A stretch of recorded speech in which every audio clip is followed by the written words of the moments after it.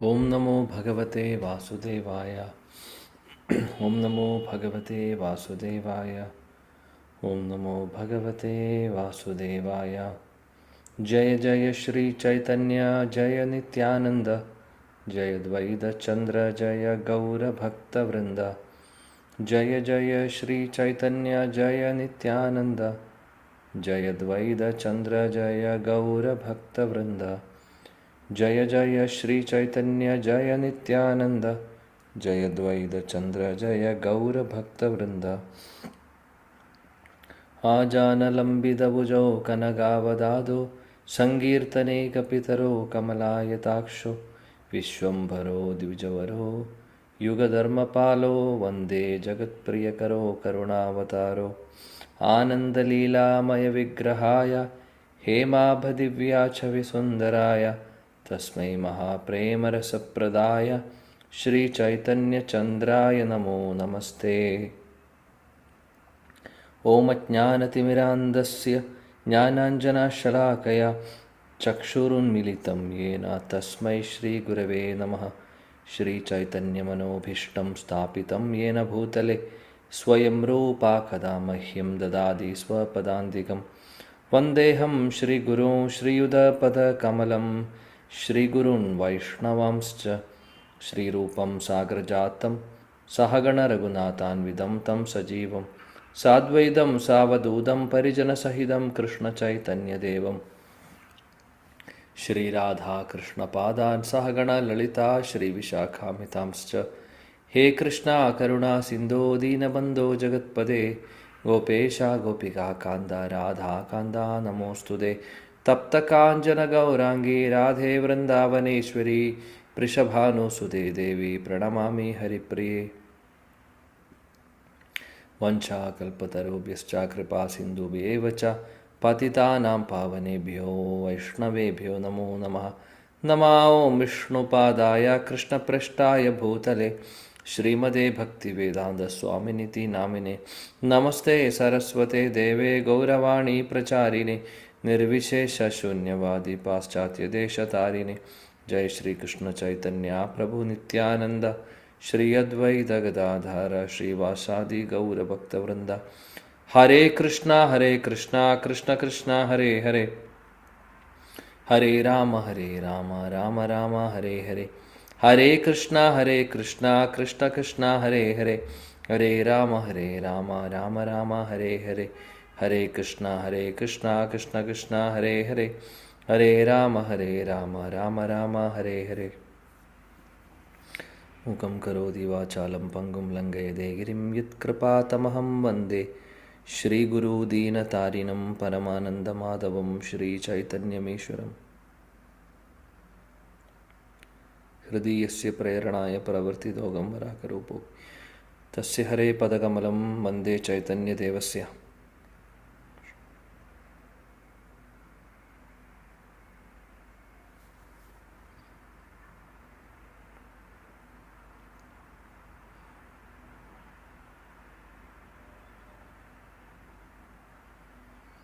ഹരേ കൃഷ്ണ. പ്രിയപ്പെട്ട എല്ലാ ഭക്തർക്കും ഒരു വിനീതമായ പ്രണാമം. ശ്രീ ചൈതന്യ ചരിതാമൃതം ആദിലീലയിലെ 5-ാമത്തെ അധ്യായമാണ് നമ്മൾ പഠിക്കുന്നത്. ശ്രീ നിത്യാനന്ദ പ്രഭുവിൻ്റെ മഹാത്മ്യത്തെക്കുറിച്ച് ഒരുപാട് ശ്ലോകങ്ങൾ ഉണ്ട് ഈ അധ്യായത്തിൽ. നമ്മൾ ഏകദേശം 50-ാമത്തെ ശ്ലോകം വരെയായി. മുന്നോട്ട് നോക്കാം. ചൈതന്യ ശ്രീ നിത്യാനന്ദ പ്രഭുവിനെ കുറിച്ച് എന്താണ് ശ്രീല കൃഷ്ണദാസ് കവിരാജ് ഗോസ്വാമി പറയുന്നത് എന്നുള്ളത് നമ്മൾ കണ്ടിരുന്നു. കഴിഞ്ഞ ക്ലാസ്സുകളിൽ നിത്യാനന്ദ പ്രഭു അല്ലെങ്കിൽ ഭഗവാൻ കൃഷ്ണൻ്റെ ആദ്യത്തെ വിസ്തരണമാണ് ബലരാമനെന്ന് നമ്മൾ കണ്ടിരുന്നു. അതിനുശേഷം പിന്നീട് ശ്രീ ബലരാമൻ വിസ്തരിക്കുന്നത് ചതുർവ്യൂഹമായിട്ടും പിന്നീട് നാരായണനായിട്ടും പിന്നെ രണ്ടാമതും ചതുർവ്യൂഹമായിട്ട് വരുന്നു. അതിനുശേഷം പിന്നെ പുരുഷ അവതാരങ്ങൾ വരുന്നു എന്നുള്ളതൊക്കെ നമ്മൾ ഓൾറെഡി ചർച്ച ചെയ്തിരുന്നു. എന്നിട്ട് എന്താണ് ശ്രീല കൃഷ്ണദാസ് കവിരാജ് ഗോസ്വാമി കൺക്ലൂഡ് ചെയ്യുന്നത്? കൺക്ലൂഡ് ചെയ്തിട്ടില്ല, പക്ഷേ അദ്ദേഹം പറയുന്നത് എന്താണെന്ന് വെച്ചാൽ അതേ ശ്രീ ബലരാമൻ തന്നെയാണ് നിത്യാനന്ദ പ്രഭു. അല്ലെങ്കിൽ എല്ലാ അവതാരങ്ങളുടെയും സോഴ്സായിട്ടുള്ള ശ്രീ ബലരാമൻ തന്നെയാണ് ശ്രീ നിത്യാനന്ദ പ്രഭു. കാരണ ഉദകസായ വിഷ്ണു നിത്യാനന്ദ പ്രഭുവിൻ്റെ വിസ്തരണമാണ് എന്നുള്ളത് ആദിലീലയിലെ 1-ാമത്തെ അധ്യായത്തിലെ 9-ാമത്തെ ശ്ലോകത്തിൽ പറയുന്നുണ്ട്. അതിൻ്റെ എക്സ്പ്ലനേഷനാണ് ആക്ച്വലി പറയുകയാണെങ്കിൽ ഈ ഒരു അധ്യായത്തിൽ മുഴുവനും പറയുന്നത്. അപ്പോൾ കാരണ ഉദകസായ വിഷ്ണു നിത്യാനന്ദ പ്രഭുവിൻ്റെ അംശമാണെന്ന് പറയുമ്പോൾ പിന്നെ മറ്റുള്ള പുരുഷാവതാരങ്ങളെക്കുറിച്ച് പറയേണ്ട ആവശ്യം വരുന്നില്ല. കാരണദോഷായ വിഷ്ണു അംശമാകുമ്പോൾ തീർച്ചയായിട്ടും ഗർഭോദകസായ വിഷ്ണുവും അതേപോലെ ക്ഷീരോദകസായ വിഷ്ണുവും നിത്യാനന്ദ പ്രഭുവിൻ്റെ അംശമാവുന്നു. അപ്പോൾ ഇവിടെ നമ്മൾ പഠിക്കുന്നു 50-ാമത്തെ ശ്ലോകം മുതൽ, ആക്ച്വലി 50-ാമത്തെ ശ്ലോകം മുതൽ 92-ാമത്തെ ശ്ലോകം വരെ കാരണ ഉദകസായ വിഷ്ണു നിത്യാനന്ദ പ്രഭുവിൻ്റെ അംശമാണ് എന്ന് തെളിയിക്കുന്ന എക്സ്പ്ലനേഷൻസാണ് ശ്രീല കൃഷ്ണദാസ് കവിരാജ് ഗോസ്വാമി പറയുന്നത്. അപ്പോൾ ഈ ഒരു എക്സ്പ്ലനേഷൻ നമ്മൾ പറഞ്ഞിട്ടുണ്ട്. ആദ്യത്തെ അധ്യായത്തിലെ 13 ശ്ലോകങ്ങൾ, ആദ്യത്തെ 13 ശ്ലോകങ്ങളുടെ എക്സ്പ്ലനേഷനാണ് ചൈതന്യ ചരിതാമൃതത്തിലെ ആദ്യത്തെ അധ്യായങ്ങളിലൊക്കെ.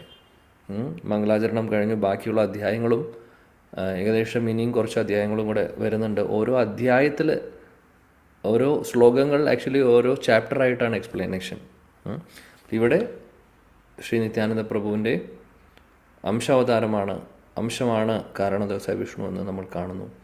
ഇനി കാരണജലത്തെക്കുറിച്ച് നമ്മൾ കണ്ടു, കഴിഞ്ഞ ക്ലാസ്സിൽ വായിച്ചിരുന്നു. അതിൻ്റെ തുടർച്ചയാണ് ഇന്ന് വായിക്കാൻ പോകുന്നത്. വൈകുണ്ഠ ബാഹിരേ ജ്യോതിർമയ ധാമ താഹാര ബാഹിരേ കാരണാർണവ നാമ.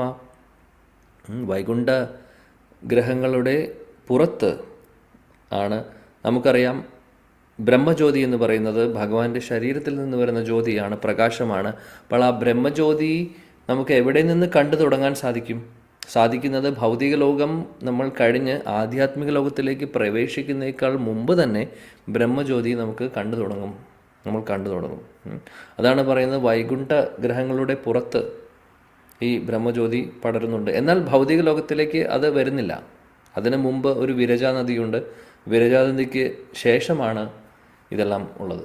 താഴോട്ട് അല്ലെങ്കിൽ വിരജാ നദിയുടെ അപ്പുറത്ത് അല്ലെങ്കിൽ ഇപ്പുറത്ത് നമ്മളിരിക്കുന്ന ഭൗതിക ലോകത്തിൽ ഈ ഒരു ബ്രഹ്മജ്യോതി വരുന്നില്ല. അപ്പോൾ അവിടെ ഇപ്പോൾ ഈ കാരണസാഗരം വരുന്നത് എവിടെയാണ്? ബ്രഹ്മജ്യോതി കഴിഞ്ഞിട്ട് എന്ന് പറയാൻ വേണമെങ്കിൽ, അല്ലെങ്കിൽ ബാഹിരെ എന്ന് പറയുന്നത് താഹാരെ ബാഹിരെ കാരണ അർണവ നാമ. കാര്യം കാരണജലം എവിടെയാണോ സ്ഥിതി ചെയ്യുന്നത്, കാരണജലം എന്തിനാണ് അതിൻ്റെ പർപ്പസ് എന്താണ്? അപ്പോൾ ഒരേ ഒരു പർപ്പസേ ഉള്ളൂ. ഭൗതിക ലോകത്തിൻ്റെ ക്രിയേഷൻ, മെറ്റീരിയൽ വേൾഡിൻ്റെ ക്രിയേഷൻ തുടങ്ങുന്നത് അവിടെ നിന്നാണ് അല്ലേ? അതാണ് പറയുന്നത്. ഇനി അടുത്ത ശ്ലോകം 52. വൈകുണ്ഠ ബേഡിയ ഏക ആചെ ജലനിധി അനന്ത അപാര താര നാഹിക അവധി. ഹരേ കൃഷ്ണ പ്രഭു.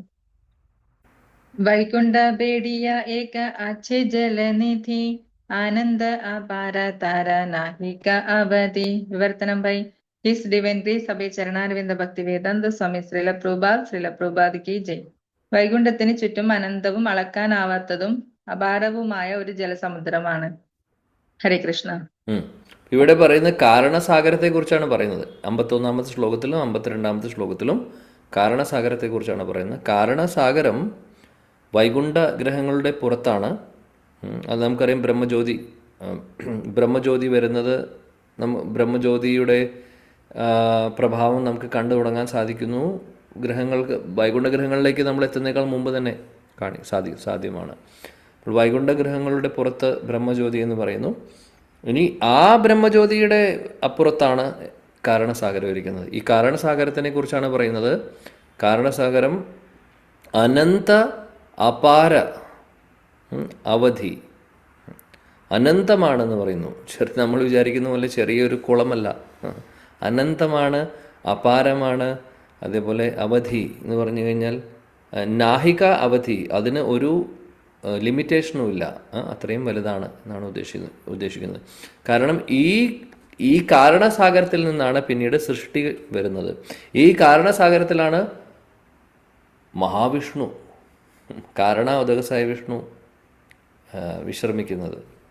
ആ കാരണസാഗരത്തിൽ നിന്ന്, അല്ലെങ്കിൽ ആ കാരണസാഗരത്തിൽ കിടക്കുന്ന മഹാവിഷ്ണുവിൻ്റെ രോമകൂപങ്ങളിൽ നിന്നാണ്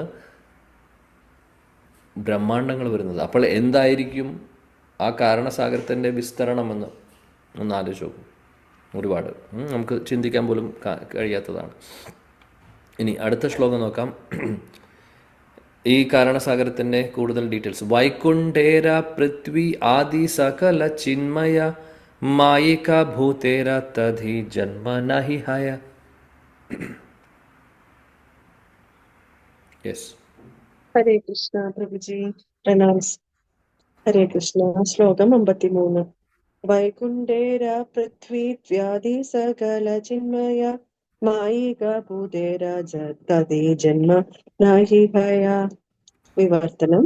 വൈകുണ്ഠത്തിലെ ഭൂമി, ജലം, അഗ്നി, വായു, ആകാശം എന്നിവയെല്ലാം ആധ്യാത്മികമാണ്. ഭൗതിക തന്മാത്രകളെ അവിടെ കാണാൻ കഴിയില്ല. ഹരേ കൃഷ്ണ.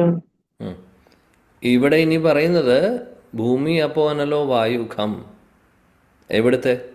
വൈകുണ്ഠത്തിലെ, വൈകുണ്ഠഗ്രഹങ്ങളിലെ, ആധ്യാത്മിക ലോകങ്ങളിലെ വെള്ളമാവട്ടെ, അഗ്നിയാവട്ടെ, വായു ആവട്ടെ, ഇതെല്ലാം ആധ്യാത്മിക തലത്തിലുള്ളതാണ്, ഭൗതിക തലത്തിലുള്ളതല്ല. നമ്മുടെ ഇവിടെയുള്ളത്, ഭൗതിക ലോകത്തിലുള്ളത്, അത് മെറ്റീരിയലാണ്, അല്ലെങ്കിൽ ഭൗതിക തലത്തിലുള്ളതാണ്. വ്യത്യാസമുണ്ട്. ഇതും അതും തമ്മിൽ വ്യത്യാസമുണ്ട്. അവിടെയുള്ളത് ചിന്മയമാണ്. അതാണ് പറയുന്നത്. സകല ചിന്മയ, എല്ലാം സ്പിരിച്വലാണ്. ചിന്മയ എന്ന് ഉദ്ദേശിക്കുന്നത് സ്പിരിച്വലാണ്, ആധ്യാത്മിക തലത്തിലുള്ളതാണ്. അടുത്ത ശ്ലോകം അത് തന്നെയാണ് പറയുന്നത്. ചിന്മയ ജലസേ പരമ കാരണ യാര ഏക കണ ഗംഗാ പതിത പാവന. യെസ്. ഹരേ കൃഷ്ണ. ചിന്മയ ജലസേ പരമ കാരണ യാര ഏക കണ ഗംഗാ പതിത പാവന. വിവർത്തനം. അതിനാൽ ആദികാരണമായ കാരണസമുദ്രത്തിലെ ജലം ആധ്യാത്മികമാണ്. അതിന്റെ ഒരു തുള്ളി മാത്രമായ വിശുദ്ധ ഗംഗ പതിതാത്മാക്കളെ ശുദ്ധീകരിക്കുന്നു. ഹരേ കൃഷ്ണ. ശിലപ്രഭുപാദ് കി ജയ്. ഹരേ കൃഷ്ണ. കാരണസാഗരം എല്ലാത്തിൻ്റെയും, എന്തുകൊണ്ട് കാരണം എന്ന് പറയുന്നത് കോസ് എന്ന് പറഞ്ഞു കഴിഞ്ഞാൽ ആ കാരണസാഗരമാണ് ഭൗതിക ലോകം വരുന്നത് അവിടെ നിന്നാണ്. അതുകൊണ്ടാണ് കാരണസാഗരം എന്ന് വിളിക്കുന്നത്. എല്ലാത്തിൻ്റെയും, അല്ലെങ്കിൽ സൃഷ്ടി, ഭൗതിക സൃഷ്ടി തുടങ്ങുന്നത് അവിടെ നിന്നാണ്. എന്നാൽ ഈ കാരണസാഗരം ഭൗതികമാണോ? അല്ല, അത് ആധ്യാത്മിക തലത്തിലുള്ളതാണ്. അതാണ് പറയുന്നത് ചിന്മയ ജല സൈ പരമ കാരണസാഗരം എന്ന് പറയുന്നത് ചിന്മയമാണ്, അല്ലെങ്കിൽ സ്പിരിച്വലാണ്, ആധ്യാത്മിക തലത്തിലുള്ളതാണ്. പിന്നെന്താ പറയുന്നത്? യാര ഏക കണ ഗംഗ പതിത പാവന. ഈ ഗംഗ എന്ന് പറയുന്നത്, ഗംഗാജലം എന്ന് പറയുന്നത് ഈ കാരണസാഗരത്തിൻ്റെ ഒരു ഡ്രോപ്പ് മാത്രമാണ്. നമ്മൾ പറയുമല്ലോ, ഗംഗാജലം എല്ലാവരെയും പ്യൂരിഫൈ ചെയ്യുന്നു, അല്ലേ? ഈ ഗംഗാജലം എവിടെ നിന്ന് വരുന്നു? ഗംഗാജലം വന്നിട്ടുള്ളത് കാരണസാഗരത്തിൽ നിന്നാണ്. ഇത് നമ്മൾ കേട്ടിട്ടുണ്ട്. വാമനദേവൻ്റെ തള്ളവിരൽ കാരണസാഗരത്തിൻ്റെ അവിടെ തറയ്ക്കുന്ന സമയത്ത് അവിടെ ഒരു ഓട്ട വന്ന് ഒരു ഹോള് വരുന്നു. ആ ഹോളിൽ നിന്ന് കാരണസാഗരം കുറച്ച് ലീക്കായി അകത്തോട്ട് വരുന്നു. അതാണ് പിന്നീട് ഗംഗയായിട്ട് വരുന്നത് എന്നുള്ളത് നമ്മൾ കേട്ടിട്ടുണ്ട്, അല്ലേ? അപ്പോൾ ഒന്ന് ആലോചിച്ച് നോക്കൂ. ഗംഗാ നദി, നമ്മൾ പറയും ഗംഗയ്ക്ക് പ്യൂരിഫിക്കേഷൻ, ഗംഗ എല്ലാവരെയും പ്യൂരിഫൈ ചെയ്യുന്നു, അല്ലേ? പുണ്യനദി ആയത് എങ്ങനെയാണ്? കാരണം കാരണസാഗരത്തിലെ ഒരു കണമാണ്, അല്ലെങ്കിൽ ഒരു ഡ്രോപ്പ് കൊണ്ടാണ് ഗംഗാനദി, അല്ലെങ്കിൽ ഡ്രോപ്പിൽ നിന്നാണ് ഗംഗാനദി ഉണ്ടായിട്ടുള്ളത്. അപ്പോൾ എന്തായിരിക്കും കാരണസാഗരത്തിൻ്റെ ആ ഒരു പവിത്രത? അതാണ് ഇവിടെ പറയുന്നത്. അത് ചിന്മയമാണ്, ആധ്യാത്മിക തലത്തിലുള്ളതാണ്, സ്പിരിച്വലാണ്. സെയ്ത കാരണാർണവേ സെയ് സംഘർഷണ ആപനാര ഏക അംശേ കരേന ശയന. വായിക്കൂ. ഹരേ കൃഷ്ണ പ്രഭു. സേയിത കാരണാർണവേ സേയി സംഘർഷണ ആപനാര ഏക അംശേ കരേണ ശയന. വിവർത്തനം by his divine grace Abhaycharanaravinda Bhaktivedanta Swami Srila Prabhupad കി ജയ്. ആ സമുദ്രത്തിൽ സംഘർഷണ ഭഗവാന്റെ ഒരു സമഗ്രാംശ വിസ്തരണം ശയിക്കുന്നു. ഹരേ കൃഷ്ണ. ആ കാരണസാഗരത്തിൽ ശയിക്കുന്നു. ആരാണ് ശയിക്കുന്നത്? കാരണ ഉദകസായ വിഷ്ണു. കാരണ ഉദകസായ വിഷ്ണു ആരാണ്? സംഘർഷൻ, മഹാസംഘർഷന്റെ വിസ്തരണമാണ് അല്ലേ? നമ്മളിതും പഠിച്ചു ഓൾറെഡി. രണ്ടാമത്തെ ചതുർവ്യൂഹത്തിലെ സംഘർഷനെ മഹാസംഘർഷൻ എന്ന് വിളിക്കുന്നു. ആ മഹാസംഘർഷന്റെ എക്സ്പാൻഷനാണ് അല്ലെങ്കിൽ ഒരു അംശമാണ് ആര്? കാരണ ഉദകസായ വിഷ്ണു. അതാണ് ഇവിടെ പറയുന്നത്. ആ കാരണസാഗരത്തിൽ സംഘർഷന്റെ അംശം അവിടെ ശയിക്കുന്നുണ്ട്. അദ്ദേഹത്തിൻ്റെ പേര് കാരണോദസായ വിഷ്ണു എന്നുള്ളത് പിന്നീട് പറയും. മഹത് സൃഷ്ട പുരുഷാതിഹോ ജഗത് കാരണ ആദ്യ അവതാര കരേ മായയാ ഈക്ഷണ. ഹരേ കൃഷ്ണ. മഹസൃഷ്ട പുരുഷ തീനോ ജഗത് കാരണ ആദ്യ അവതാര കരേ മായയാ ഈക്ഷണ. വിവർത്തനം by his divine grace A C. Bhaktivedanta Swami Prabhupad Srila Prabhupad കി ജയ്. വിവർത്തനം: സമഗ്ര ഭൗതിക ശക്തിയുടെ സൃഷ്ടാവും വിശ്വഹേതുവും ആദ്യാവതാരവുമായ ആ പ്രഥമ പുരുഷാവതാരം മായയ്ക്കുമേൽ കടാക്ഷിക്കുന്നു. ഹരേ കൃഷ്ണ. Thank you. പ്രഥമ പുരുഷാവതാരം. പുരുഷാവതാരങ്ങൾ 3. അതിലെ ആദ്യത്തെ പുരുഷാവതാരമാണ് കാരണ ഉദകസായ വിഷ്ണു. ആ കാരണ ഉദകസായ വിഷ്ണു സംഘർഷണന്റെ അംശമാണ്. അപ്പോൾ ഈ കാരണ ഉദകസായ വിഷ്ണു അല്ലെങ്കിൽ പ്രഥമ പുരുഷ അവതാരമാണ് ഭൗതിക സൃഷ്ടി അദ്ദേഹമാണ് ചെയ്യുന്നത്. ആക്ച്വലി ഭൗതിക ലോകത്തിലെ ആ എലമെൻറ്റ്സ് എല്ലാം സൃഷ്ടിക്കുന്നത് അദ്ദേഹമാണ്. അദ്ദേഹമാണ് എല്ലാ ബ്രഹ്മാണ്ടങ്ങളുടെയും കാരണം. അറിയാം, കാര്യം അദ്ദേഹത്തിൻ്റെ ശരീരത്തിൽ നിന്നാണ് ബ്രഹ്മാണ്ടങ്ങളിൽ തന്നെ വരുന്നത് അല്ലേ? ആ കാരണ ഉദകസായ വിഷ്ണു അല്ലെങ്കിൽ മഹാവിഷ്ണു ആണ് മായ അല്ലെങ്കിൽ പ്രകൃതിയെ അല്ലെങ്കിൽ ഈ ഭൗതിക എലമെൻസിനെ അല്ലെങ്കിൽ ഭൗതിക സാമഗ്രികളെ ആക്ടിവേറ്റ് ചെയ്തുകൊണ്ട് പ്രകൃതി എന്ന് പറയുന്ന അല്ലേ, നമുക്കറിയാം മഹാവിഷ്ണുവിൻ്റെ ആ ഗ്ലാൻസിലൂടെ, മഹാവിഷ്ണുവിൻ്റെ ആ ദൃഷ്ടിയിലൂടെയാണ് ഇതെല്ലാം ആക്ടിവേറ്റ് ആവുന്നതും പിന്നീട് സൃഷ്ടി നടക്കുന്നതും അല്ലേ? ഇത് നമ്മൾ ഓൾറെഡി പലതവണ ചർച്ച ചെയ്തിട്ടുണ്ട്. ആ ദൃഷ്ടി മായാദേവിയിൽ പതിയുന്നത് എങ്ങനെയാണ്?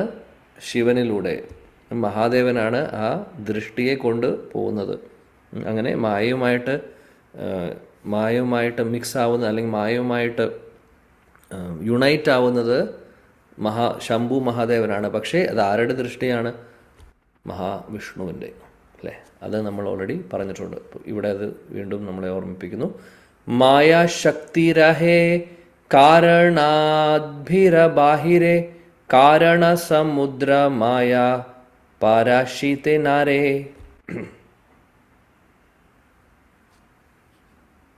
യെസ്. ഹരേ കൃഷ്ണ.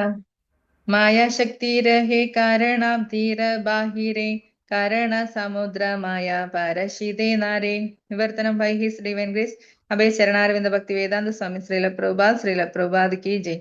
മായാശക്തി കാരണസമുദ്രത്തിന് പുറത്ത് സ്ഥിതി ചെയ്യുന്നു. മായയ്ക്ക് അതിന്റെ ജലത്തെ സ്പർശിക്കാനാവില്ല. ഹരേ കൃഷ്ണ. മായാശക്തി കാരണസാഗരത്തിന്റെ പുറത്താണ് ഉള്ളത് അല്ലേ? അതുകൊണ്ടാണ് ദൃഷ്ടിയാണ് പതിയുന്നത്. മായാശക്തി കാരണസാഗരമായിട്ട് ടച്ച് ചെയ്യുന്നില്ല. അതാണ് പറയുന്നത്. സേതമായരദുയി വിധ അവസ്ഥിതി ജഗത്തേര ഉപാദാന പ്രധാന പ്രകൃതി. ഹരേ കൃഷ്ണ. സേതമായരദുയി വിധ അവസ്ഥിതി ജഗത്തേര ഉപാദാന പ്രധാന പ്രകൃതി. വിവർത്തനം divine grace A C. Bhaktivedanta Swami Prabhupad Srila Prabhupad കി ജയ്.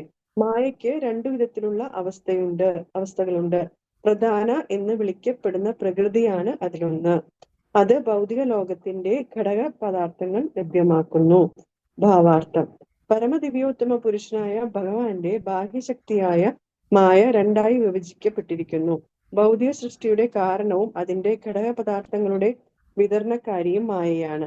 വിശ്വഹേതു എന്ന നിലയിൽ മായയെന്നും സൃഷ്ടിക്ക് ആവശ്യമായ മൂലകങ്ങൾ നൽകുന്നവൾ എന്ന നിലയിലും പ്രധാന എന്നും അവൾ അറിയപ്പെടുന്നു. ബാഹ്യശക്തിയുടെ ഈ വിഭാഗങ്ങളുടെ വിശദമായ വിവരണം ശ്രീമദ് ഭാഗവതത്തിൽ 11.24.1, 2, 3, 4 നൽകിയിട്ടുണ്ട്. ശ്രീമദ് ഭാഗവതത്തിൽ മറ്റൊരിടത്ത് 10.63.26 ഭൗതിക പ്രപഞ്ച സൃഷ്ടിയുടെ ഘടക പദാർത്ഥങ്ങളും കാരണവും താഴെ കൊടുത്തിട്ടുള്ള പോലെ വിവരിക്കപ്പെട്ടിരിക്കുന്നു. കാലോ ദൈവം കർമ്മ ജീവ സ്വഭാവോ ദ്രവ്യം ക്ഷേത്രം പ്രാണ ആത്മവികാരഃ തത്സംഘാതോ ബീജരോഹ പ്രവാഹസ് ത്വന്മായൈഷ തന്നിഷേധം പ്രബദ്ധേ. അല്ലയോ ഭഗവാനെ, കാലം, കർമ്മം, ദൈവം, സ്വഭാവം എന്നീ നാലും അടങ്ങുന്നതാണ് ബാഹ്യശക്തിയുടെ നിമിത്ത കാരണ വിഭാഗം, അതായത് മായ. ബദ്ധനായ ജീവശക്തി, ദ്രവ്യം എന്ന് വിളിക്കപ്പെടുന്ന സൂക്ഷ്മ ഘടക പദാർത്ഥങ്ങൾ, ഭൗതിക പ്രകൃതി, അതായത് മിഥ്യാഹങ്കാരം, ആത്മാവിന്റെ സ്ഥാനം കൈക്കലാക്കി പ്രവർത്തിക്കുന്ന പ്രവർത്തന മേഖല. അതുപോലെ ശരീരത്തിന്റെ 16 ഘടകങ്ങളായ 11 ഇന്ദ്രിയങ്ങൾ, പഞ്ചഭൂതങ്ങൾ, അതായത് ഭൂമി, ജലം, അഗ്നി, വായു, ആകാശം എന്നിവ മായയുടെ ദ്രവ്യ പ്രധാന വിഭാഗങ്ങളാണ്. ശരീരം കർമ്മത്തിൽ നിന്നും, കർമ്മം ശരീരത്തിൽ നിന്നും ഉൽപ്പാദിപ്പിക്കപ്പെടുന്നു. ഒരു വൃക്ഷം വിത്തിൽ നിന്ന്, വിത്ത് വൃക്ഷത്തിൽ നിന്നും ഉൽപ്പാദിപ്പിക്കപ്പെടുന്നത് പോലെയാണിത്. ഈ പരസ്പര ഹേതുവും ഫലവും മായ എന്ന് വിളിക്കപ്പെടുന്നു. എന്റെ പ്രിയ ഭഗവാനെ, കാരണത്തിന്റെയും ഫലത്തിന്റെയും ഈ ചക്രത്തിൽ നിന്ന് അങ്ങേക്ക് എന്നെ രക്ഷിക്കാൻ കഴിയും. ഞാൻ അങ്ങയുടെ പാതാരവിന്ദങ്ങളെ ആരാധിക്കുന്നു. ജീവസത്ത പ്രധാനമായും മായയുടെ കാരണവിഭാഗത്തോട് ബന്ധപ്പെട്ടതാണെങ്കിലും അവൻ മായയുടെ ഘടകപദാർത്ഥങ്ങളാൽ ഭരിക്കപ്പെടുന്നു. മായയുടെ കാരണഭാഗത്ത് 3 ശക്തികൾ പ്രവർത്തിക്കുന്നുണ്ട്: ജ്ഞാനശക്തി, ഇച്ഛാശക്തി, ക്രിയാശക്തി. ഭൗതിക ഘടകങ്ങൾ മായയുടെ പ്രധാന എന്ന ആവിഷ്കാരമാണ്. അതായത് മായയുടെ ത്രിഗുണങ്ങൾ നിഷ്ക്രിയാവസ്ഥയിലായിരിക്കുമ്പോൾ അവ പ്രകൃതി, അവ്യക്തം, പ്രധാനം എന്ന അവസ്ഥയിൽ നിലകൊള്ളുന്നു. അപ്രകടന പ്രകൃതിയെ പരാമർശിക്കുന്ന അവ്യക്തം എന്ന വാക്ക് പ്രധാനത്തിന്റെ മറ്റൊരു നാമമാണ്. അവ്യക്ത തലത്തിൽ ഭൗതിക പ്രകൃതിക്ക് വൈവിധ്യങ്ങളില്ല. മായയുടെ പ്രധാന എന്ന വിഭാഗത്താലാണ് വൈവിധ്യങ്ങൾ പ്രത്യക്ഷമാക്കപ്പെടുന്നത്. പ്രധാന എന്ന വാക്കിന് അതിനാൽ അവ്യക്തം അഥവാ പ്രകൃതിയേക്കാൾ പ്രാധാന്യമുണ്ട്. ഹരേ കൃഷ്ണ. ഹരേ കൃഷ്ണ.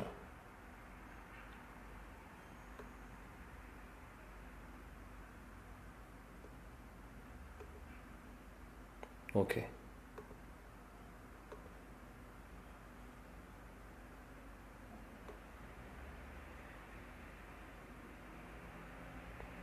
ഒരു മിനിറ്റ്.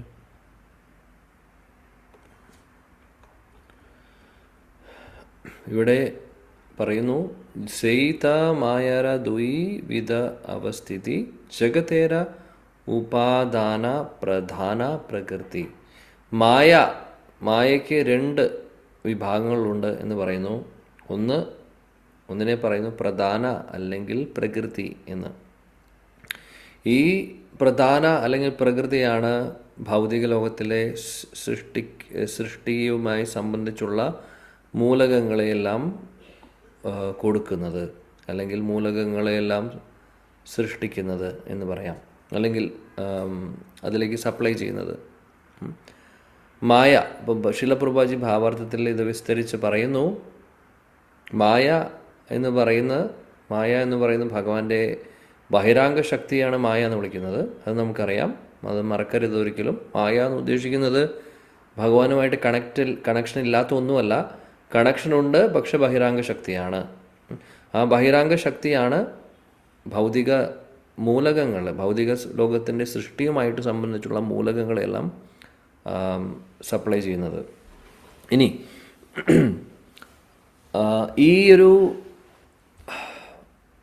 ഇതിനെ ഇടയ്ക്ക് അല്ലെങ്കിൽ ഇതിനെ പ്രധാന അല്ലെങ്കിൽ പ്രകൃതി എന്ന് വിളിക്കും. പ്രധാന പ്രകൃതി എന്നുള്ളത് ചില സമയങ്ങളിൽ രണ്ടിനെയും ഒരേപോലെ പറയും, എന്നാൽ ചെറിയ വ്യത്യാസങ്ങളും ഉണ്ട്. വേറെ സ്ഥലങ്ങളിൽ പറയുന്നുണ്ട്, എക്സ്പ്ലനേഷൻ പറയുന്നുണ്ട്. പ്രധാന എന്ന് പറയുമ്പോൾ കൂടുതലും അവ്യക്തമായിട്ടിരിക്കുന്ന അവസ്ഥയാണ്, അല്ലെങ്കിൽ പ്രകടമാവാത്ത ഒരു സ്റ്റേജിലാണ് പ്രധാന എന്ന് പറയുന്നത്. അതായത് ഭൗതിക ലോകത്തിലെ സൃഷ്ടിക്ക് വേണ്ടിയിട്ടുള്ള എല്ലാ മൂലകങ്ങളും എല്ലാ എലമെൻസും നമുക്കറിയാം 24 മൂലകങ്ങളെക്കുറിച്ച് പറയാറുണ്ട്. ഭൂമി, അപ്പോ, അനലോ, വായുർഖം, പിന്നെ ഇന്ദ്രിയങ്ങൾ, ഇന്ദ്രിയ വസ്തുക്കൾ, ഇതെല്ലാം. ഈ കാര്യങ്ങൾ, ഈ മൂലകങ്ങൾ അപ്രകടമായിട്ടിരിക്കുന്ന സമയത്ത് അല്ലെങ്കിൽ അവ്യക്തമായിട്ടിരിക്കുന്ന സമയത്ത് അതിനെ പ്രധാന എന്ന് പറയുന്നു. ഇനി പ്രകൃതി എന്ന് വിളിക്കുന്നത് എപ്പോഴാണെന്ന് വെച്ചാൽ, കുറച്ചും കൂടെ സ്പെസിഫിക് ആയിട്ട് പറയുവാണെങ്കിൽ, പ്രകൃതി എന്ന് പറയുമ്പോൾ ആ അവ്യക്തം അല്ലെങ്കിൽ അപ്രകടമായിട്ടുള്ളത് പ്രകടമാവുന്ന സമയത്താണ് പ്രകൃതി എന്ന് പറയുന്നത്. അല്ലെങ്കിൽ ആക്റ്റീവ് ആവുന്ന സമയത്ത് അതിനെ പ്രകൃതി എന്ന് പറയുന്നു. പ്രധാന എന്ന് പറയുന്നത് നമ്മൾ പലപ്പോഴും ഒരു ഡോർമെൻറ്റ് സ്റ്റേജാണ്. ഡോർമെൻറ്റ് സ്റ്റേജ് എന്ന് പറഞ്ഞു കഴിഞ്ഞാൽ എല്ലാം ഉണ്ട്, എന്നാൽ അത് ആക്ടിവേറ്റ് ആയിട്ടില്ല. ഇതിന് നല്ലൊരു ഉദാഹരണം പറയാം നമുക്ക് എളുപ്പത്തിൽ ഓർക്കാൻ വേണ്ടി. ഇത് പലപ്പോഴും നമ്മൾ ക്ലാസ്സിൽ ചർച്ച ചെയ്തിട്ടുണ്ട്. പ്രധാന പ്രകൃതി എന്ന് പറയുന്നതിൻ്റെ ആ ഒരു വ്യത്യാസം മനസ്സിലാക്കുവാൻ വേണ്ടി ഒരു പെൺകുട്ടിയെ നമ്മൾ സങ്കല്പിക്കുകയാണെങ്കിൽ, ഒരു പെൺകുട്ടി ചെറിയ കുട്ടിയായിരിക്കുന്ന സമയത്ത് ആ പെൺകുട്ടിയുടെ ശരീരത്തിൽ ഒരു സ്ത്രീക്ക് വേണ്ടതായിട്ടുള്ള എല്ലാ എലമെൻസും ഉണ്ട്. എന്നാൽ പക്ഷേ അതൊക്കെ ആക്റ്റീവ് ആവുന്നതും പ്രകടമാവുന്നതും ആ പെൺകുട്ടി പ്രായപൂർത്തി ആയതിന് ശേഷമാണ് ഒരു കുഞ്ഞിന് ജന്മം കൊടുക്കാനുള്ള ഒരു സ്റ്റേജിലേക്ക് വരുന്നത്. എന്നാൽ ചെറിയ കുട്ടിയായിരിക്കുമ്പോഴേ ഇതെല്ലാം ഉണ്ട്, പക്ഷേ അത് അപ്രകടമായിരിക്കുന്ന അവസ്ഥയാണ്. അത് പ്രകടമാവുന്നത് എപ്പോഴാണ്? ആ കുട്ടി മെച്യൂർ ആവുന്ന സമയത്ത്. അപ്പോൾ ഇതാണ് ഈ ഒരു ഉദാഹരണം നമുക്ക് എടുക്കാം ഇവിടെ. പ്രധാന എന്ന് പറയുമ്പോൾ എല്ലാം ഉണ്ട്, ഓൾറെഡി എല്ലാ എലമെൻസും ഉണ്ട്, പക്ഷേ ആക്റ്റീവ് ആയിട്ടില്ല. ആക്റ്റീവ് ആവുന്നത് എപ്പോഴാണ്? ഭഗവാന്റെ ദൃഷ്ടി പതിയുമ്പോഴാണ്. ഭഗവാന്റെ ദൃഷ്ടി പതിയുമ്പോൾ എങ്ങനെയാണോ, അതേപോലെ തന്നെ ഈ പെൺകുട്ടിയുടെ ഉദാഹരണം തന്നെ എടുക്കുകയാണെങ്കിൽ, ആ പെൺകുട്ടി പ്രായപൂർത്തി ആയതിനു ശേഷം വിവാഹം ചെയ്യുന്നു. വിവാഹത്തിന് ശേഷം പുരുഷൻ ജീവിതത്തിലേക്ക് വരുന്നു. ഭർത്താവുമായിട്ട് യോജിക്കുന്ന സമയത്ത് പിന്നീട് കുഞ്ഞ് ജനിക്കുന്നു. അതേപോലെയാണ് സംഭവിക്കുന്നത്. ഭഗവാന്റെ ആ ദൃഷ്ടി പതിയുമ്പോൾ ആ ബീജം കൊടുക്കുന്നത് ഭഗവാനാണ്, വിഷ്ണുവാണ്, കാരണോദകസായ വിഷ്ണുവാണ്. അദ്ദേഹത്തിൻ്റെ ബീജം സീഡ് വരുന്നത് ദൃഷ്ടിയിലൂടെയാണ്. ആ ദൃഷ്ടിയിലൂടെ അത് ബീജത്തെ കൊടുക്കുന്നു ഭഗവാൻ. പ്രകൃതിയിൽ വന്ന് ചേരുന്ന സമയത്ത് പിന്നെയാണ് സൃഷ്ടി സംഭവിക്കുന്നത്. അങ്ങനെയാണ് ഈ ജീവജാലങ്ങളൊക്കെ പിന്നെ ആക്റ്റീവ് ആവുന്നതും സൃഷ്ടി സംഭവിക്കുന്നതും. ഇതാണ് വേറെ എക്സ്പ്ലനേഷൻ. ആക്ച്വലി അത് ഇവിടെ പറയുന്നില്ല, പക്ഷെ വേറെ സ്ഥലങ്ങളിൽ പറയുന്നുണ്ട്. ഇപ്പോഴേ ഇത് പറയാൻ കാരണം എന്താണെന്ന് വെച്ചാൽ ക്ലാരിറ്റി ആവാൻ വേണ്ടി. എന്താണ് പ്രധാന, എന്താണ് പ്രകൃതി? അപ്പോൾ ഒരു തരത്തിൽ പറയുമ്പോൾ പ്രധാന പ്രകൃതിയെ ഒന്നായിട്ട് നമ്മൾ പറയും, പക്ഷേ ഒന്ന് തന്നെയാണ്, പക്ഷേ 2 സ്റ്റേജ് ആണെന്ന് മാത്രം. ഒന്ന് അത് അവ്യക്തമായിട്ട് അല്ലെങ്കിൽ അപ്രകടമായിട്ടിരിക്കുന്ന അവസ്ഥ, ഒന്ന് അതേ സംഭവം തന്നെ ആക്റ്റീവായിട്ടിരിക്കുന്ന സമയത്ത്. ഇതാണ് ഒരു ചെറിയൊരു ചേഞ്ച് നമുക്ക് പറയാൻ പറ്റുന്നത്. ഇത് ക്ലിയർ ആണെന്ന് വിചാരിക്കുന്നു. പിന്നെ ഇവിടെ വേറെ എന്താണ് പറയുന്നത്? മായയ്ക്ക് 3 ശക്തികളുണ്ടെന്ന് പറയുന്നു. എന്തൊക്കെയാണ് ഇവിടെ പറഞ്ഞിട്ടുള്ളത്? ജ്ഞാനം, അതേപോലെ എന്തൊക്കെയാണ് പറഞ്ഞിട്ടുള്ളത്? വായിക്കൂ, മലയാളത്തിൽ എന്താണ് പറയുന്നത്? ജ്ഞാനശക്തി, ഇച്ഛാശക്തി, ക്രിയാശക്തി. ജ്ഞാനശക്തി, ഇച്ഛാശക്തി, ക്രിയാശക്തി. അപ്പോൾ ഇത് മായ അല്ലെങ്കിൽ ഭഗവാന്റെ ആന്തരിക ശക്തി, ബഹിരാംഗ ശക്തി.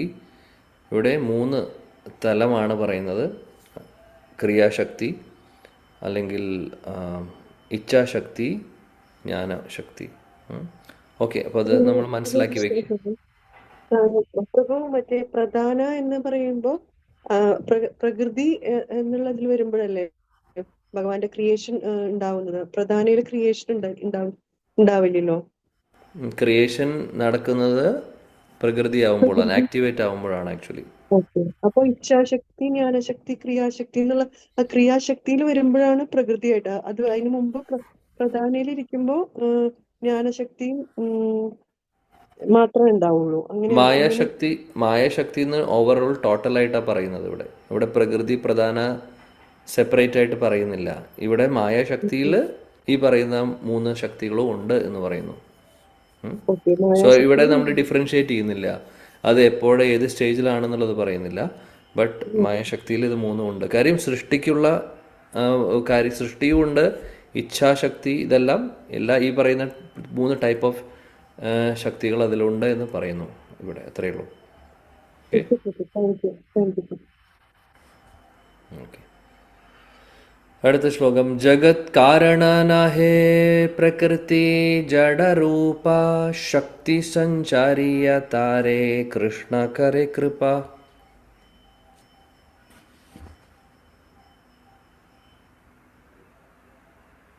ഹരേ കൃഷ്ണ. ജഗത്കാരണ നഹേ പ്രകൃതി ജഡരൂപ ശക്തി സഞ്ചാരിയ താരേ കൃഷ്ണ കരേ കൃപ. വിവർത്തനം ശ്രീല പ്രഭുപാദ് കി ജയ്. പ്രകൃതി മന്ദവും നിശ്ചേതനവുമായതിനാൽ അതിനെ ഭൗതിക ലോകത്തിന്റെ കാരണമാകാൻ കഴിയില്ല. പക്ഷെ ജഡമായ ഭൗതിക പ്രകൃതിയിൽ അവിടുത്തെ ശക്തി ആവാഹിച്ചുകൊണ്ട് കൃഷ്ണ ഭഗവാൻ തന്റെ കാരുണ്യം പ്രകടിപ്പിക്കുന്നു. ഹരേ കൃഷ്ണ. ശ്രീല പ്രഭുപാദ് കി ജയ്. പ്രകൃതി എന്ന് പറയുന്നത് ശരിക്കും പറയുകയാണെങ്കിൽ ഇവിടെ പറയുന്നു പ്രകൃതി ജഗത് കാരണനാഹി പ്രകൃതി ജഡരൂപ. ശരിക്കും പറയുകയാണെങ്കിൽ പ്രകൃതി ജഡരൂപമാണ്. എന്നാൽ ഭഗവാന്റെ ആ ഒരു ഗ്ലാൻസ്, ഭഗവാന്റെ ഒരു ദൃഷ്ടി പതിയുന്നില്ലെങ്കിൽ പ്രകൃതി ഒന്നും, ഒരു സൃഷ്ടി നടക്കുന്നില്ല അവിടെ. അതാണ് പറയുന്നത്. ആ ഭഗവാൻ ശക്തി സഞ്ചാരിയ, ഭഗവാന്റെ ശക്തി സഞ്ചാരിയ താരെ കൃഷ്ണ കരേ കൃപ. ഭഗവാന്റെ കാരുണ്യം കൊണ്ട്, ഭഗവാൻ കൃഷ്ണന്റെ കൃപ കൊണ്ട് ആ ശക്തി സഞ്ചരിപ്പിക്കുമ്പോഴാണ് പ്രകൃതി ആക്ടിവേറ്റ് ആവുന്നത്. ആക്ടിവേറ്റ് ആകുമ്പോഴാണ് പിന്നീട് സൃഷ്ടികളൊക്കെ നടക്കുന്നതൊക്കെ. നമ്മളൊക്കെ എവിടെ ഇരിക്കുന്നത് ഒക്കെ ഭഗവാന്റെ ആ ഒരു കാരുണ്യം കൊണ്ട്, അദ്ദേഹത്തിൻ്റെ ശക്തി ഇതിലൂടെ സഞ്ചരിക്കുമ്പോഴാണ് അത് ജഡമായിട്ടുള്ളത് ആക്റ്റീവ് ആവുന്നത്. അതാണ് പറയുന്നത്. കൃഷ്ണ ശക്തിയെ പ്രകൃതി ഹയ ഗൗണകാരണ അഗ്നിശക്തി ലൗഹ യൈചെ കരയെ ജാരണ. ഹരേ കൃഷ്ണ. കൃഷ്ണശക്തി പ്രകൃതിഹായ ഗൗണകാരണ അഗ്നിശക്തി ലൗഹ ഐച്ഛേ കരയെ ജാരണ. വിവർത്തനം ബൈ ശ്രീ വെങ്കടേശ് സഭ ചരണാരവിന്ദ ഭക്തി വേദാന്ത സ്വാമി ശ്രീല പ്രഭുപാദ് കി ജയ്. അപ്രകാരം പ്രകൃതി കൃഷ്ണ ഭഗവാന്റെ ശക്തിയാൽ ദ്വിതീയ കാരണമായി തീരുന്നു. അഗ്നിയുടെ ശക്തിയാൽ ഇരുമ്പ് ചുട്ടു പഴുക്കുന്നത് പോലെ. ഹരേ കൃഷ്ണ. അങ്ങനെ പ്രകൃതി ഭഗവാൻ കൃഷ്ണന്റെ ശക്തിയാൽ അത് ആക്റ്റീവ് ആവുന്നു. അത് പിന്നീട് കാരണമാവുന്നു, സൃഷ്ടിക്ക് കാരണമായി മാറുന്നു. അതാണ് പറയുന്നത്. അപ്പോൾ ആദ്യത്തെ കാരണം എന്താണ്? ആദ്യത്തെ കാരണം മഹാവിഷ്ണു. രണ്ടാമത്തെ കാരണം പ്രകൃതി അല്ലെങ്കിൽ മായാശക്തി ആക്ടിവേറ്റ് ആകുമ്പോൾ പിന്നീട് സൃഷ്ടി നടക്കുന്നത് അങ്ങനെയാണ്. നമുക്കറിയാം ബ്രഹ്മദേവൻ്റെ റോളും പിന്നീടാണ് വരുന്നത് ആക്ച്വലി. അതുകൊണ്ട് പ്രൈമറി ക്രിയേഷൻ, സർഗം എന്ന് പറയുമ്പോൾ എപ്പോഴും പറയും മഹാവിഷ്ണുവാണ് സർഗം ചെയ്യുന്നത്, അല്ലെങ്കിൽ ഫസ്റ്റ് പ്രൈമറി ക്രിയേഷൻ.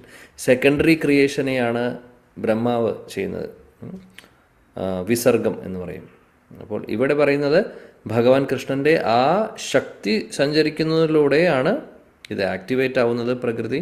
അതേപോലെ തന്നെ എങ്ങനെയാണോ ഒരു ഇരുമ്പ് നമ്മൾ തീയിൽ വെക്കുമ്പോൾ അത് തീയായി മാറുന്നത്, അല്ലേ? ഇരുമ്പിനെ നമ്മൾ തീയിനകത്ത് വെച്ച് കഴിഞ്ഞാൽ, കുറേ നേരം വെച്ച് കഴിഞ്ഞാൽ ആ ഇരുമ്പ് കഷ്ണം പിന്നീട് തീയിൻ്റെ എല്ലാ പ്രോപ്പർട്ടിയും എടുക്കും, അല്ലെങ്കിൽ പിന്നീട് ആ ഇരുമ്പ് കഷ്ണത്തിന് തീയിൻ്റെ എല്ലാ പ്രോപ്പർട്ടിയും കിട്ടും. പിന്നെ ആ ഇരുമ്പ് കഷ്ണം ഉപയോഗിച്ച് എന്ത് വേണമെങ്കിൽ കത്തിക്കാൻ സാധിക്കും, അല്ലേ? അതേപോലെ ഇരുമ്പ് വെറുതെ ഇരിക്കുകയാണെങ്കിൽ, തീക്കകത്ത് വെച്ചിട്ടില്ലെങ്കിൽ ഇരുമ്പായിട്ടിരിക്കും. പക്ഷെ അത് ചൂടാക്കുന്ന സമയത്ത് എന്ത് സംഭവിക്കുന്നു അല്ലെങ്കിൽ ഭഗവാന്റെ ശക്തി സഞ്ചരിക്കുമ്പോൾ ജഡമായിട്ടുള്ള പ്രകൃതി ആക്റ്റീവ് ആവുന്നു എന്ന് പറയുന്നു. അത ഏവ കൃഷ്ണമൂല ജഗത് കാരണ പ്രകൃതി കാരണ യചേ അജഗലസ്ഥാന. ഹരേ കൃഷ്ണ പ്രഭു. ഹരേ കൃഷ്ണ. അത ഏവ കൃഷ്ണമൂല ജഗത് കാരണ പ്രകൃതി കാരണ യചേ അജഗലസ്ഥാന. ശ്രീല പ്രഭുപാദ് കി ജയ്. വിവർത്തനം. അതുകൊണ്ട് ഭൗതിക സൃഷ്ടിയുടെ ആദി കാരണം കൃഷ്ണ ഭഗവാനാണ്. ആട്ടിൻ കഴുത്തിലെ മുലക്കണ്ണുകൾ പോലെയാണ് പ്രകൃതി. ആ മുലക്കണ്ണുകൾക്ക് പാൽ ചുരത്താനാകില്ല. ഭാവാർത്ഥം: ഭൗതികശക്തിയുടെ പ്രധാന അഥവാ പ്രകൃതി എന്ന വിഭാഗമാണ് ദ്രവ്യം വിതരണം ചെയ്യുന്നത്. കാരണഭാഗമായി അറിയപ്പെടുന്ന മായയും മേൽപ്പറഞ്ഞ പ്രകൃതിയും കൂടിച്ചേർന്നതാണ് മായാശക്തി. നിശ്ചേതനമായ പ്രകൃതി സൃഷ്ടിയുടെ യഥാർത്ഥ കാരണമല്ല. എന്തുകൊണ്ടെന്നാൽ കൃഷ്ണന്റെ പൂർണ്ണാംശ വിസ്തരണമായ കാരണോദസായ വിഷ്ണു അഥവാ മഹാവിഷ്ണുവാണ് ദ്രവ്യത്തെ പ്രവർത്തനക്ഷമമാക്കുന്നത്. ഈ വിധത്തിലാണ് പ്രകൃതിക്ക് ഘടക പദാർത്ഥങ്ങൾ ലഭ്യമാക്കാനുള്ള ശക്തി ഉണ്ടാകുന്നത്. ഇരുമ്പിന് തപിപ്പിക്കാനോ പൊള്ളിക്കാനോ ശക്തിയില്ലെങ്കിലും അഗ്നിയുമായി സമ്പർക്കം പുലർത്തുമ്പോൾ അത് ചുട്ടുപഴുക്കുകയും അപ്പോൾ മറ്റു വസ്തുക്കളിലേക്ക് ചൂടും പൊള്ളലും വ്യാപിപ്പിക്കാൻ കഴിയുകയും ചെയ്യുമെന്ന സാദൃശ്യമാണ് ഇവിടെ കൊടുത്തിട്ടുള്ളത്. പ്രകൃതി ഇരുമ്പിനെ പോലെയാണ്. കാരണം അഗ്നിയോട് ഉപമിച്ചിട്ടുള്ള വിഷ്ണുവിന്റെ സ്പർശനം കൂടാതെ പ്രവർത്തിക്കാനുള്ള സ്വാതന്ത്ര്യം അതിനില്ല. വിഷ്ണു ഭഗവാൻ തന്റെ ദൃഷ്ടിശക്തിയാൽ ഭൗതിക പ്രകൃതിയെ സക്രിയമാക്കുന്നു. അതിനെ തുടർന്ന് പ്രകൃതി ദ്രവ്യ വിതരണത്തിന്റെ പ്രതിനിധിയായി തീരുന്നു. ഇരുമ്പ് ചുട്ടുപഴുത്തതിനു ശേഷം താപം വ്യാപിപ്പിക്കുന്ന കാര്യകർത്താവാകുന്നത് പോലെയാണിത്. ഭൗതിക പ്രകൃതിക്ക് സ്വതന്ത്രമായി ഭൗതിക പദാർത്ഥങ്ങളുടെ വിതരണത്തിന്റെ കാര്യകർത്താവാകാൻ കഴിയില്ല. ഇത് ശ്രീമദ് ഭാഗവതത്തിൽ 3.28.40 ഭഗവാന്റെ അവതാരമായ കപിലദേവൻ കൂടുതൽ വ്യക്തമായി വിശദീകരിച്ചിട്ടുണ്ട്. യഥോൽമുഖാത് വിസ്ഫുല്ലിംഗാത് ധൂമാത് വാപി സ്വസംഭവാത് അപ്യാത്മാ തേനാഭി മതാത് യഥാഗ്നി പൃഥഗുൽ മുഖാത്. പുകയും ജ്വലിക്കുന്ന വിറകും സ്ഫുല്ലിംഗങ്ങളുമെല്ലാം അഗ്നിയുടെ ഘടകങ്ങളാണെങ്കിലും വിറക് അഗ്നിയിൽ നിന്ന്, പുക വിറകിൽ നിന്നും ഭിന്നമാണ്. പഞ്ചഭൂത പദാർത്ഥങ്ങൾ, അതായത് ഭൂമി, ജലം, അഗ്നി ആദിയായവ പുക പോലെയും ജീവസത്തകൾ സ്ഫുല്ലിംഗങ്ങൾ പോലെയും പ്രധാന എന്ന പ്രകൃതി കത്തുന്ന വിറകു പോലെയുമാണ്. പക്ഷെ അവയെല്ലാം പരമദിവ്യോത്തമ പുരുഷനായ ഭഗവാനിൽ നിന്ന് ശക്തി സ്വീകരിക്കുന്നവയും അപ്രകാരം അവയുടെ സ്വശേഷികൾ സ്വതന്ത്രമായി പ്രകടിപ്പിക്കുന്നതുമാണ് എന്നയുമാണ്. മറ്റു വാക്കുകളിൽ എല്ലാ ആവിഷ്കാരങ്ങളുടെയും ഉദ്ഭവം പരമദിവ്യോത്തമ പുരുഷനായ ഭഗവാനാണ്. ഭൗതിക പ്രകൃതിക്ക് ഭഗവാന്റെ കടാക്ഷത്താൽ പ്രയോഗക്ഷമമാകുമ്പോൾ മാത്രമേ എല്ലാം ലഭ്യമാക്കാൻ കഴിയുകയുള്ളൂ. ഒരു സ്ത്രീക്ക് പുരുഷന്റെ ശുക്ലത്താൽ ഗർഭവതിയാക്കപ്പെട്ടതിനു ശേഷം ഒരു കുഞ്ഞിനെ പ്രസവിക്കാൻ കഴിയുന്നത് പോലെ ഭൗതിക പ്രകൃതിക്ക് മഹാവിഷ്ണുവിനാൽ കടാക്ഷിക്കപ്പെട്ടതിന് ശേഷം ഭൗതിക ഘടകപദാർത്ഥങ്ങൾ ലഭ്യമാക്കാൻ കഴിയുന്നു.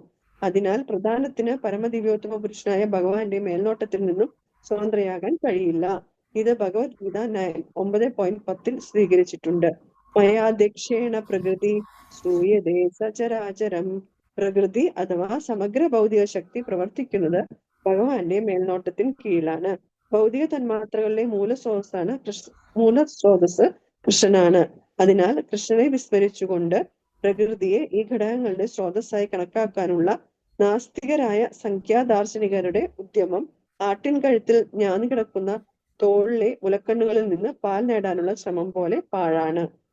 ഹരേ Krishna. Thank you. Thank U.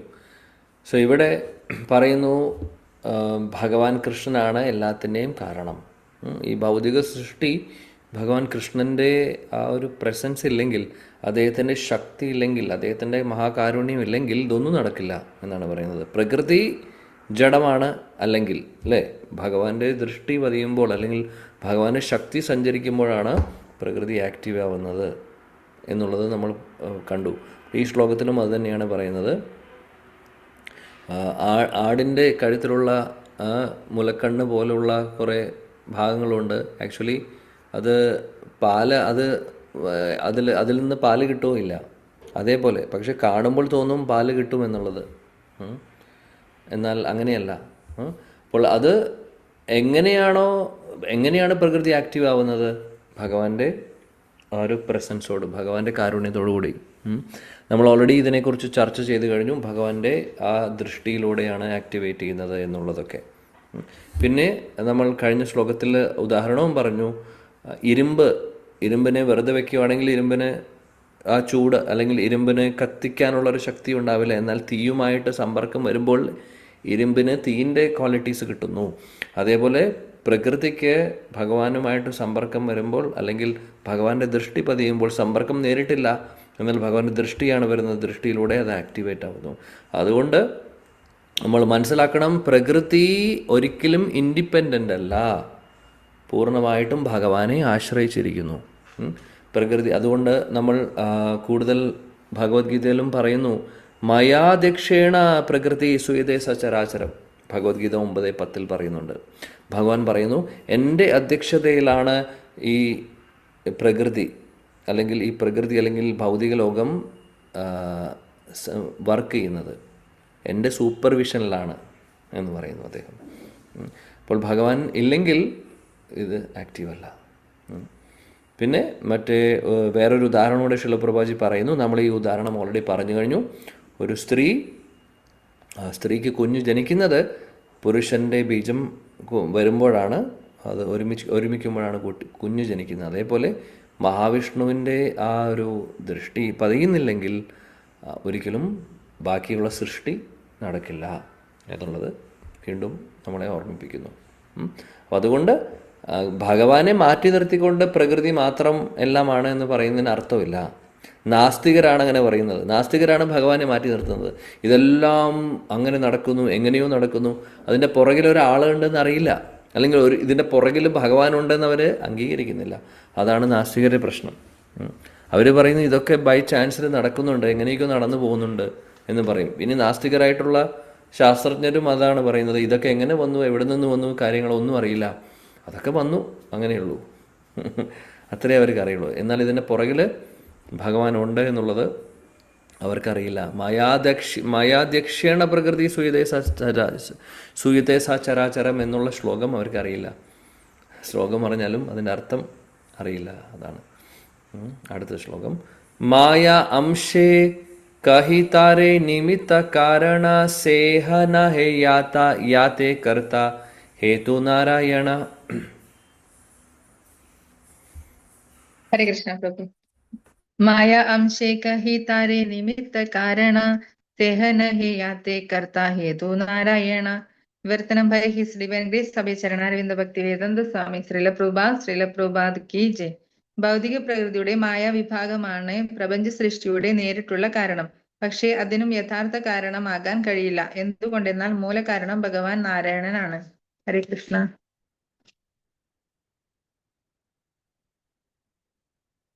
ഹരേ കൃഷ്ണ.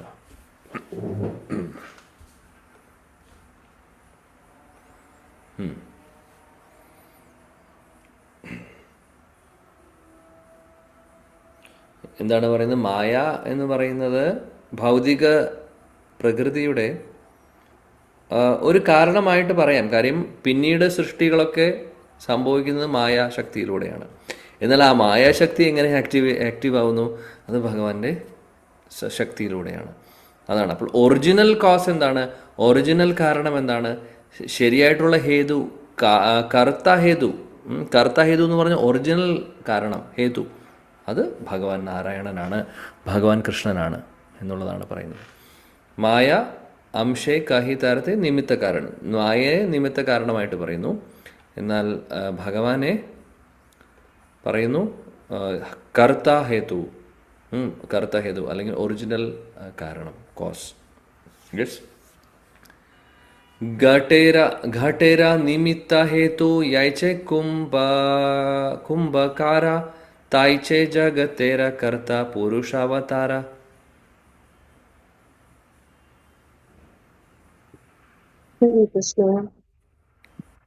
ഘട്ടേര നിമിത്ത ഹേതു യൈചെ കുംഭകാര തൈചെ ജഗതേര കർത്ത പുരുഷാവതാര. വിവർത്തനം by his divine grace A C Bhaktivedanta Swami Prabhupad Srila Prabhupad കി ജയ്. ഒരു മൺകുടത്തിന്റെ യഥാർത്ഥ സൃഷ്ടാവ് കുംഭകാരൻ ആയിരിക്കുന്നത് പോലെ ഭൗതിക ലോകത്തിന്റെ സൃഷ്ടാവ് പ്രഥമ പുരുഷാവതാരം കാരണവശായ വിഷ്ണു ആണ്. ഹരേ കൃഷ്ണ. ഹരേ കൃഷ്ണ. ഹരേ കൃഷ്ണ. സോ ഒരു മൺകലം ഉണ്ടാക്കുന്നത് ആരാണ്? ആ കലം ഉണ്ടാക്കുന്ന ആള് അല്ലേ? ആ കലം ഉണ്ടാക്കുന്ന ആളാണ് ശരിക്കും അതിനെ വേണ്ട രീതിയിൽ മണ്ണെല്ലാം എടുത്ത് അതിനെ ഡിസൈൻ ചെയ്ത് തരുന്നത്. അതേപോലെ അപ്പോൾ അതിന് കാരണം അല്ലെങ്കിൽ അത് അദ്ദേഹം ഇല്ലെങ്കിൽ അത് പ്രോപ്പറായിട്ടൊരു കലമായി മാറുന്നുണ്ടോ? മാറുന്നില്ല അല്ലേ? അതേപോലെ ഭഗവാൻ ഇല്ലെങ്കിൽ പുരുഷാവതാരത്തിലെ ആദ്യത്തെ പുരുഷാവതാരമായിട്ടുള്ള കാരണോദകസായി വിഷ്ണു, കാരണാർണവശായി വിഷ്ണു, രണ്ടും ഒന്ന് തന്നെ. കാരണോദകസായി കാരണാർണവശായി രണ്ടും ഒന്ന് തന്നെ. അപ്പോൾ മഹാവിഷ്ണു ഇല്ലെങ്കിൽ ക്രിയേഷൻ ഇല്ല, ക്രിയേഷൻ നടക്കില്ല എന്നാണ് പറയുന്നത്, സൃഷ്ടി നടക്കില്ല.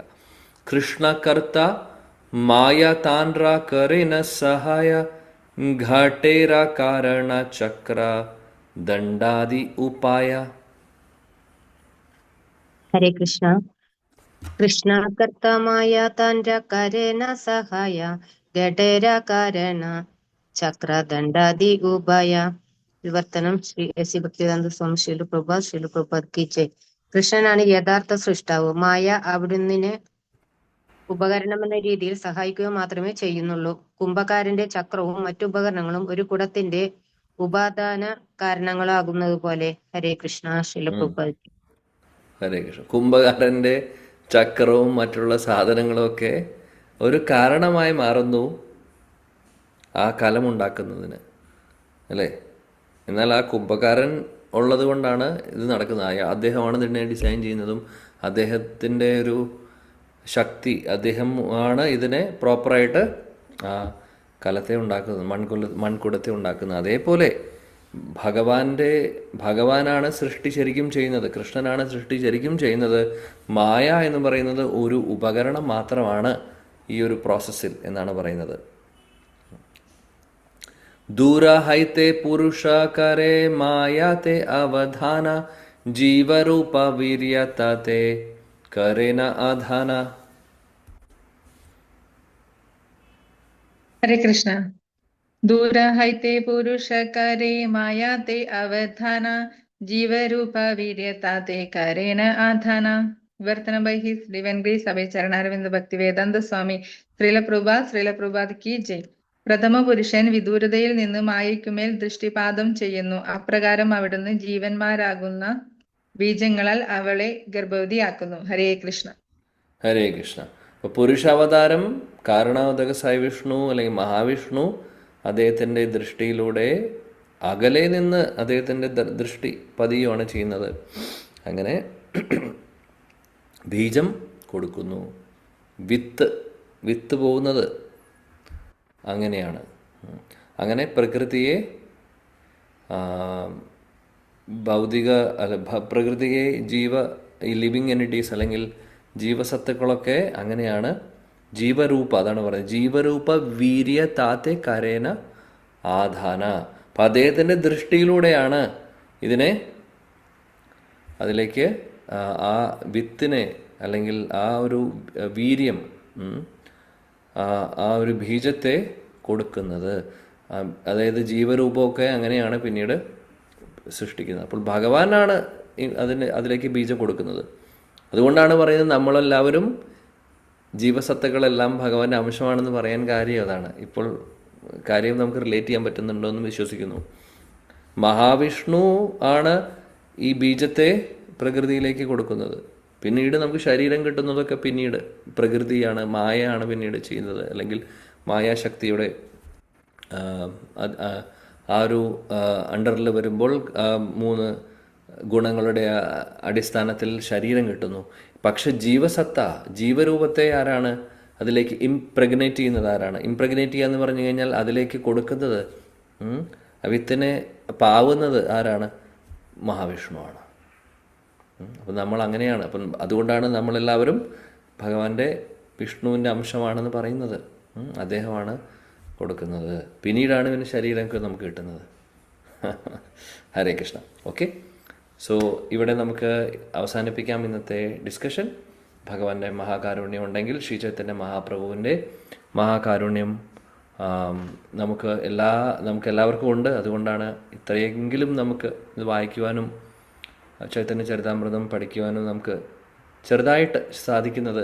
മുഴുവനായിട്ട് നമുക്കൊന്നും ചെയ്യാൻ സാധിക്കുന്നില്ലെങ്കിലും കുറച്ചെങ്കിലും നമ്മൾ ഒരു പരിശ്രമം നടത്തിക്കൊണ്ടിരിക്കുകയാണ്. അതെല്ലാം ഭഗവാന്റെ മഹാകാരുണ്യമാണ്.